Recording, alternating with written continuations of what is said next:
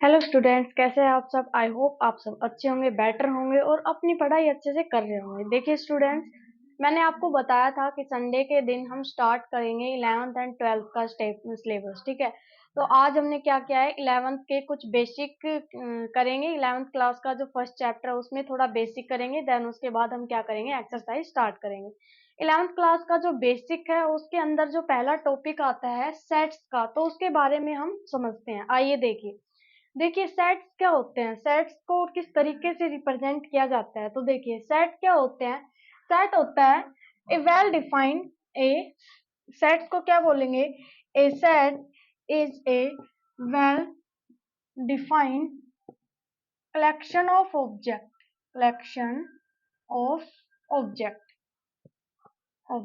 देखिए सेट क्या होता है, set is a well defined, यानी कि डिफाइन जिसको हम डिफाइन कर सकते हैं। कलेक्शन का मतलब क्या होता है, कलेक्ट करना कुछ। कलेक्शन को तो उसी फॉर्म में लिखते हैं ना। कलेक्ट का मतलब कुछ हम कलेक्ट करते हैं, जैसे क्या हो गया, वर्ड्स कलेक्ट करना हो गया, नंबर्स हो गए। तो क्या कह रहा है, well defined collection of object. किसका कलेक्शन करना है, हमें ऑब्जेक्ट्स का कलेक्शन करना है। तो सेट की जो डेफिनेशन है वो क्या हो जाएगी आपकी, set is well defined the collection of object, यानी कि जिन ऑब्जेक्ट्स का हम कलेक्शन करते हैं उनको रिप्रेजेंट करने के लिए, यानी वेल डिफाइंड जो होते हैं ऑब्जेक्ट्स, उनको हम क्या कहते हैं, सेट कहते हैं। वेल डिफाइंड का मतलब क्या हो गया, अब देखिए वेल डिफाइंड का मतलब जैसे आपके पास डिफाइन हो कुछ, यानी आप कह दे कि नंबर है ना, आप क्या कह सकते हैं, द नेचुरल नंबर, या फिर आप प्राइम नंबर ले लीजिए, the prime number less than 10। यानी इनको आपको क्या लिखना है, इस टर्म को आपको सेट के फॉर्म में लिखना है। तो वेल डिफाइन का मतलब क्या होता है, 10 से पहले पहले कितने प्राइम नंबर है आप डिफाइन कर सकते हैं ना, आप उनको कलेक्ट कर सकते हैं। जैसे आपने लिखा, सेट को रिप्रेजेंट करने के लिए क्या करना होता है, आपको एक सिंबल यूज करना होता है। वो भी क्या करना है आपको, कैपिटल लेटर में, कोई भी कैपिटल ले लीजिए, एक्स ले लीजिए, एस ले लीजिए। तो मैं यहाँ पे क्या कर रही, एस का यूज कर रही हूँ। तो इसका जो मुझे सेट बनाना है वो कैसे बनाऊंगी, मैंने सेट बनाया है, प्राइम नंबर होने चाहिए और कितने से कम होने चाहिए, 10 से कम होने चाहिए। तो प्राइम नंबर कहाँ से स्टार्ट होते हैं, हमारे 2 से हो गया, 2 प्राइम नंबर हो गया, 3 हो गया, 5 हो गया, 7 हो गया, 7 ही है क्योंकि 9 हमारा क्या है, प्राइम नंबर नहीं है। तो ये क्या हो गया हमारा सेट, इसको हम क्या कहेंगे, सेट कहेंगे। समझ में आ गया। एक बार फिर से क्या करते हैं, रिवाइज करते हैं। सेट क्या होता है, सेट एक वेल डिफाइंड कलेक्शन होता है ऑब्जेक्ट्स। ठीक है, ऑब्जेक्ट कुछ भी हो सकता है। ऑब्जेक्ट्स यानी अल्फाबेट हो गए, नंबर्स का सेट हो गया, किसी वर्ड का सेट हो गया। क्लियर है। तो किसी बच्चे के जो नेम है उसके अंदर वर्ड्स का कलेक्शन हो गया। तो जो कलेक्शन है वेल डिफाइंड ऑब्जेक्ट्स का, उसको हम क्या कहते हैं, सेट कहते हैं। अब जैसे हमारे पास कोई भी एग्जांपल लीजिए, the prime number less than 10, 10 से कम जो प्राइम नंबर हो उनका एक सेट बनाए। या फिर हम क्या कह सकते हैं, the vowel in English alphabet, in English alphabet, English alphabet के अंदर क्या हो गया, वोवल। तो उनको रिप्रेजेंट करने के लिए हम क्या लिखेंगे, एक सेट है जिसके अंदर ए, ई, आई, ओ, यू, ये हमारे पास क्या होते हैं, 5 अल्फा वोवल होते हैं इंग्लिश अल्फाबेट के अंदर। तो ये हमारा क्या हो गया, सेट हो गया। क्लियर है। अब आते हैं सेट के टाइप पे, कि सेट के जो टाइप होते हैं वो कितने टाइप होते हैं। तो देखिए सेट जो है वो 2 फॉर्म में लिखते हैं हम। एक तो हो गया सेट, टाइप तो बहुत होते हैं, सेट के टाइप हम पढ़ेंगे, लेकिन सेट को रिप्रेजेंट करने के लिए जब हम इस तरीके से लिखते हैं, तो इन तरीकों को सेट को रिप्रेजेंट करने के लिए कितने टाइप से आप सेट को लिख सकते हैं। तो देखो सेट हम बेसिकली 2 फॉर्म में लिखते हैं, है ना। हम यहाँ पे लिखेंगे, जो सेट होते हैं हमारे वो क्या होते हैं, 2 टाइप्स के पढ़ते हैं। ठीक है, फर्स्ट जो होता है वो क्या होता है हमारा, सेट बिल्डर फॉर्म, या फिर एक होता है रोस्टर फॉर्म के अंदर लिखना। पहला क्या है, रोस्टर, एंड रोस्टर का ही जो सेकंड फॉर्म होता है उसको हम बोलते हैं टेबुलर फॉर्म। क्या बोलते हैं, टेबुलर फॉर्म। ठीक है, सेट का एक तो नाम क्या हो गया, roster and tabular form. Second क्या बोलते हैं, हम इसको बोलते हैं सेकंड सेट बिल्डर फॉर्म। क्या बोलते हैं, सेट बिल्डर फॉर्म।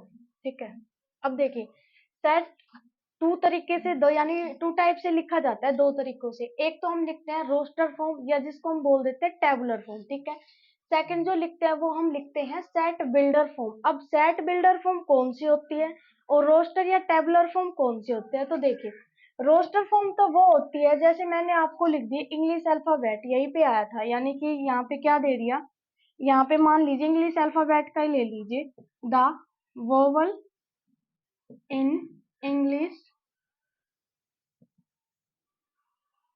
अल्फाबेट, ठीक है।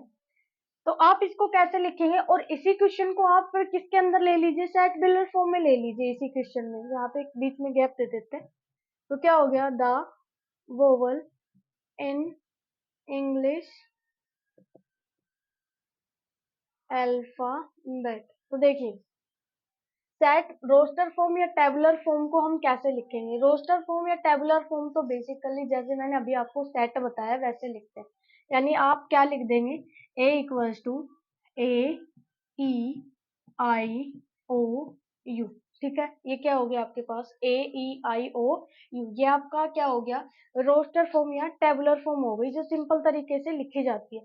लेकिन सेट बिल्डर जो फॉर्म है उसके अंदर आप कैसे लिखेंगे, आप लिखेंगे ए कोई सेट है, आप क्या लिखेंगे, ए कोई सेट है एक्स सच दैट, एक्स जो है, ए कोई सेट है, किसका सेट है, एक्स है, एक्स का यानी वोवल का सेट है, और आप एक्स को लिखेंगे सच दैट, एक्स क्या है यहाँ पे, x is a vowel, x क्या है आपके पास, वोवल है, ठीक है, क्लियर है। इसको हम क्या कहते हैं, सेट बिल्डर फॉर्म कहते हैं। आप रोस्टर या टेबुलर फॉर्म में तो डायरेक्ट लिख देते हैं कि A equals to A E I O U हो गया, ये तो आपकी क्या हो गई, रोस्टर फॉर्म हो गया या टेबुलर फॉर्म हो गई। लेकिन जो सेट बिल्डर फॉर्म है उसको आप कैसे लिखेंगे, ए कोई सेट है, किसका सेट है, एक्स जो है, एक्स सच दैट, एक्स क्या है, किसका सेट है, x is a vowel, x किसका सेट है, वोवल का सेट है, क्लियर है, ये है set builder form.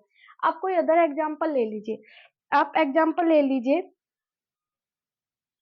Natural number का ले लीजिए, ठीक है। आपने लिख दिया, क्या लिखेंगे यहाँ पे, प्राइम नंबर का ही ले लीजिए, आप ले लिया आपने, द इवन नंबर ले लीजिए, the even number less then 15, ठीक है, the even number less then 15, इसको आपको क्या बनाना है, यानी इसको आपको रोस्टर फॉर्म में भी लिखना है और सेट बिल्डर फॉर्म में भी लिखना है। तो आप कैसे लिखेंगे, सेट बिल्डर फॉर्म को लिखने के लिए यहाँ पे आप कोई भी सेट ले लीजिए, ई कोई सेट है आपका, तो इवन नंबर लेस देन 15, 15 से कम इवन नंबर कौन कौन से है, 2 इवन नंबर है, 4 है, 6 है, 8 है, 10 है, 12 है एंड 14 है, ये आपके क्या हो गए, इवन नंबर। ये आपने किस कौन सी फॉर्म लिख दिया, रोस्टर फॉर्म, जिसको या फिर आप क्या कहते हैं, सेट बिल्डर फॉर्म।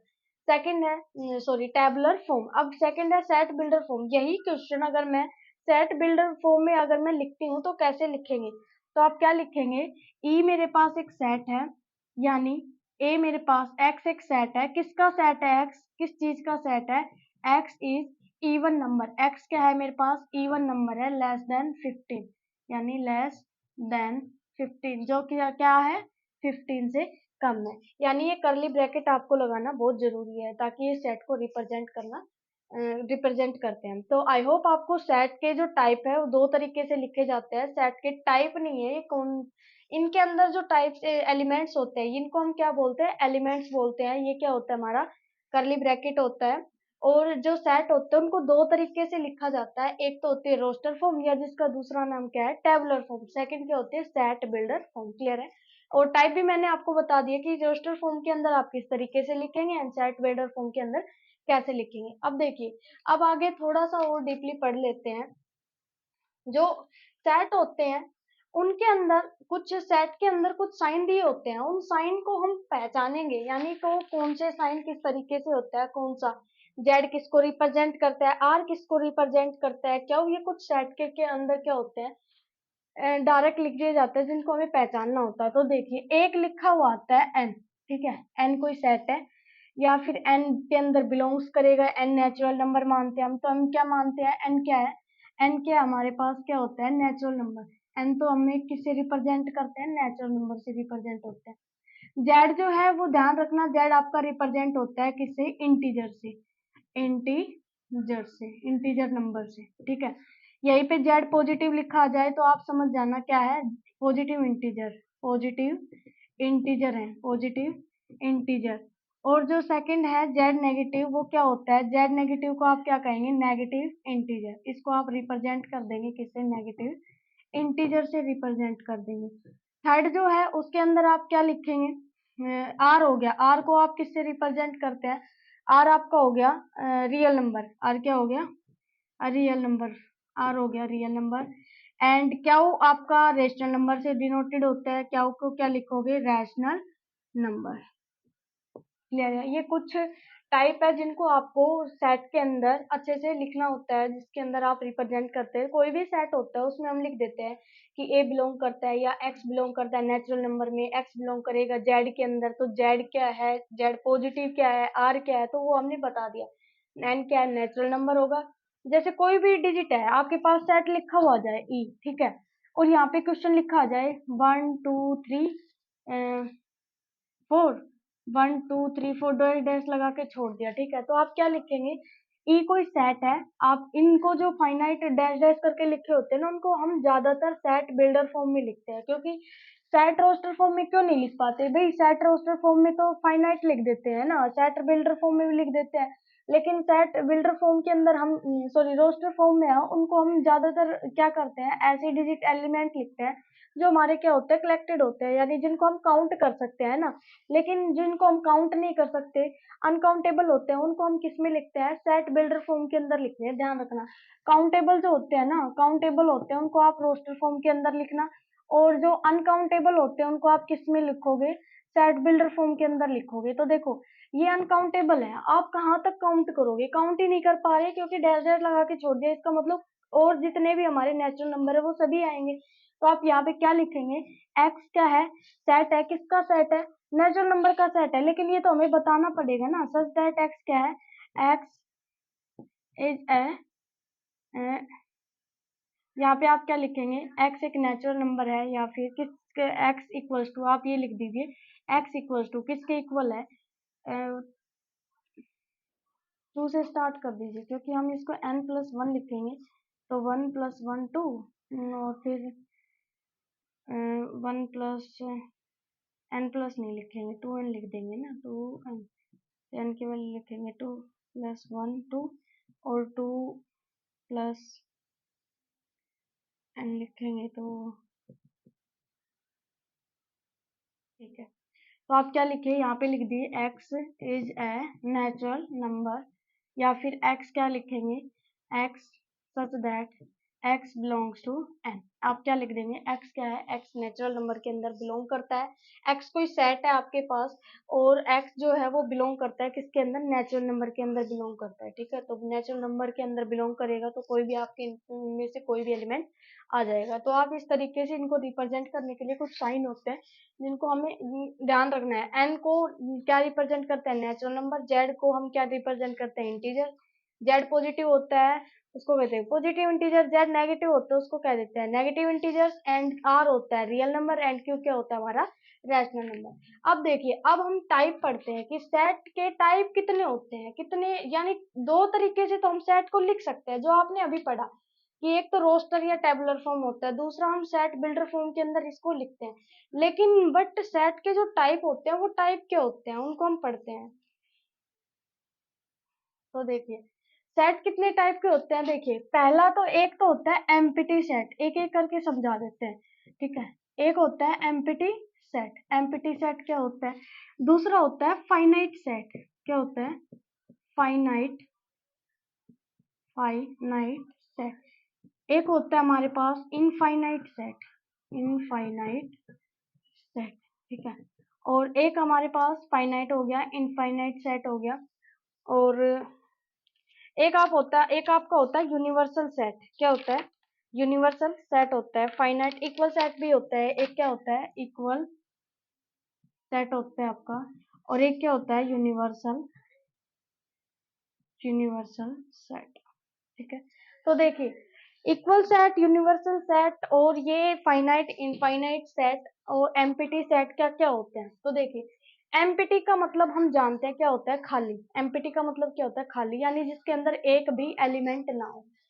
जैसे कोई एलिमेंट हो गया, ठीक है, ये कोई एलिमेंट नहीं है इसके अंदर, ये आपको क्या दे दिया, आपको दे दिया, मैंने दे दिया क्वेश्चन, द नेचुरल नंबर, आप लिख के दिखाओ इसको, सेट के फॉर्म में लिख के दिखाओ, the natural number less than zero.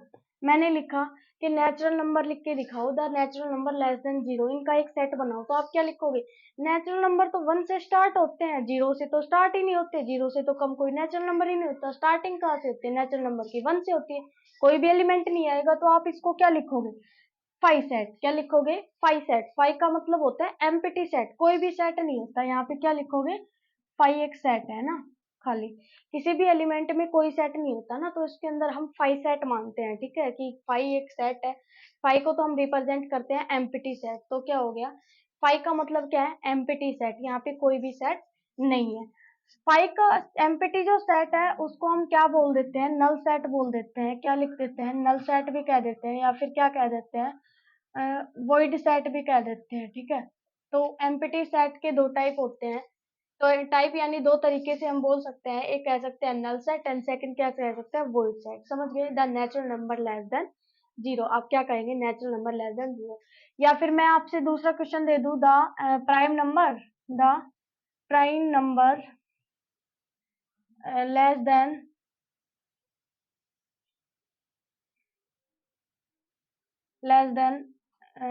The prime number between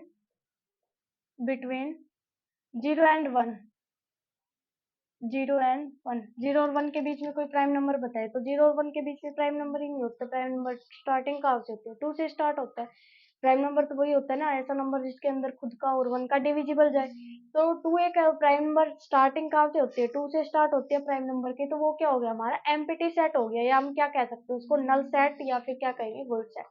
अब दूसरा आता है फाइनाइट सेट। क्या होता है फाइनाइट, यानी नेम से ही पता लग रहा है, फाइनाइट ऐसे सेट जिसके अंदर हम एलिमेंट काउंट कर सकते हैं, यानी हमारे काउंटेबल होते हैं। जैसे यहाँ पे लिख दे the natural number less than 10, ठीक है, यही क्वेश्चन है, the natural number less than 10, 10 से कम नेचुरल नंबर है उनका सेट बताएं। तो आप क्या लिखोगे, आप सेट लिख दोगे कि ए सेट है हमारे पास, 1 2 3 4 5 6 7 8 9, और 9 तक या 10 से लेस लिखने हैं, तो ये क्या हो गए, फाइनाइट हो गए, आप काउंट कर सकते हैं इनको। तो फाइनाइट सेट क्या होते हैं, ऐसे सेट जो काउंटेबल होते हैं, या फाइनाइट काउंटेबल होते हैं जिनको हम काउंट कर सकते हैं।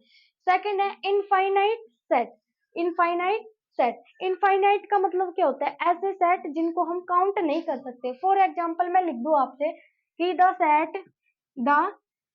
Set of natural number, the set of natural number, natural number का सेट बनाए, तो भाई नेचुरल नंबर तो बहुत सारे हैं, 1 से स्टार्ट होते हैं और क्या होता है अनफाइनाइट तक होते हैं, तो वो क्या हो जाएंगे, हमारे इनफाइनाइट सेट हो जाएंगे। तो हम उनको क्या लिखेंगे, ए इक्वल्स टू 1 2 3 4, ये स्टार्टिंग यहाँ से होती है, लेकिन हम जानते ही नहीं है कि कहाँ तक लिखने हैं। तो ये क्या हो गया, हमारा इनफाइनाइट सेट हो गया, जिसके हम के अंदर हम काउंट नहीं कर सकते कि हमें कितने एलिमेंट लिखने हैं, लेकिन जो काउंटेबल हो जाए, काउंट हो जाए, वो हमारे क्या होते हैं, फाइनाइट सेट होते हैं। और इनफाइनाइट सेट क्या होते हैं, ऐसे एलिमेंट्स जिनको हम काउंट नहीं कर सकते, वो हमारे क्या होते हैं, इनफाइनाइट सेट होते हैं। अब आते हैं दो आपके पास इक्वल सेट। इक्वल का मतलब दो सेट होते हैं आपके पास, ए सेट मान लिया मैंने, मेरे पास है 1 2 3 4 एंड 5 है, ठीक है, और बी जो एलिमेंट है वो क्या आ गया, मैंने अलग अलग लिख दिया, 5 लिख दिया, 4 लिख दिया, 2 1 एंड 3। तो देखिए इक्वल सेट क्या होते हैं कि एलिमेंट कितने हैं, 5 है, ए के अंदर ए सेट में भी एलिमेंट 5 है, बी सेट में भी एलिमेंट कितने हैं, 5 है, और इनके अंदर देखो एलिमेंट भी सेम है, एलिमेंट यानी सेट के अंदर जो एलिमेंट है वो भी 5 है, और वो जो एलिमेंट है वो भी सेम है, यानी 1 है इसमें, इसमें भी 1 है, यहाँ 2 है इसमें भी 2 है, 3 है 3 है, 4 भी है 5 भी है। तो इक्वल सेट क्या होते हैं, ऐसे सेट जिनके अंदर इक्वल हो, सेट भी एलिमेंट्स क्या हो, इक्वल हो, और एलिमेंट भी क्या होनी चाहिए, सेम होनी चाहिए, वो नंबर यानी वो जो सेट होता है वो हमारा क्या होता है, इक्वल सेट होता है।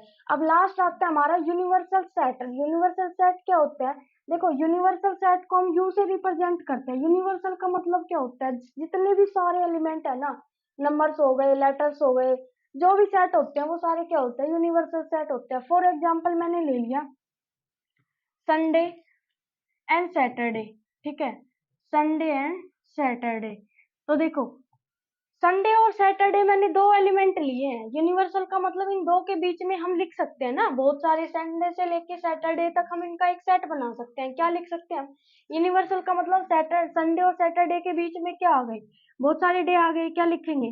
संडे भी है, और क्या है, मंडे भी है, मंडे है, ट्यूसडे है, ट्यूसडे हो गया, थर्सडे हो गया, ठीक है, फ्राइडे हो गया, और सैटरडे हो गया।